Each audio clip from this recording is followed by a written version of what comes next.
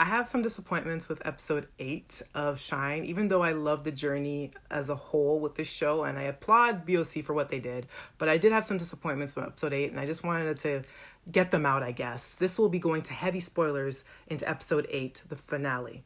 It's revealed to us that Devi, who is the wife of Lurt, not only knew of the past events where Lurt's previous lover was taken out by her father and by extension the military to keep Lurt in line. But it was also revealed to us that she was more than willing to go to her brothers to essentially threaten the same thing that would be as a result if Lurt was to elope with Naran and kind of run off in the sunset.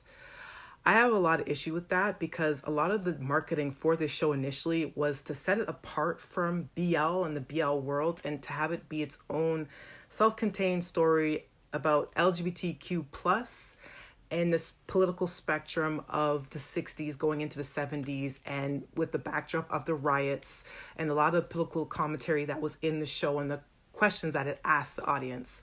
And I think for so much of the show to have been really careful and thought out, even though there was subtle signs and hints to Debbie knowing and having that same side as her father, I think making a female character the main villain and having her be a part of something as despicable as that isn't really subverting tropes. And to me, that is just BL 101, making the female lead character a villain, someone that you can't really have a lot of sympathy for and somehow gets in the way of two male characters getting together.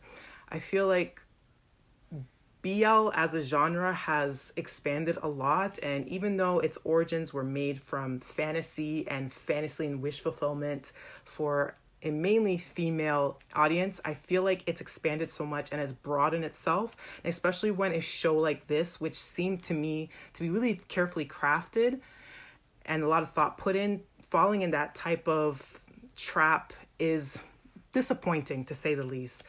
I don't want to take away from the performances. I think Mile Apo, phenomenal. I think Euro and Sun, phenomenal. Even Peter, who played Victor. I feel like all the main players, everyone did well. And I really enjoyed the costuming, the setting of Shine. And I did take away a lot of pleasure from the story that they tried to create. But I really do find it disappointing that that was what was the end of Debbie's character. I think it's a little bit of a misstep. I'll put it that way. And I don't think it is as girl boss and can challenge the viewer in a great way. I just was disappointed in that writing choice. And unfortunately, it soured a lot of my experience of watching it.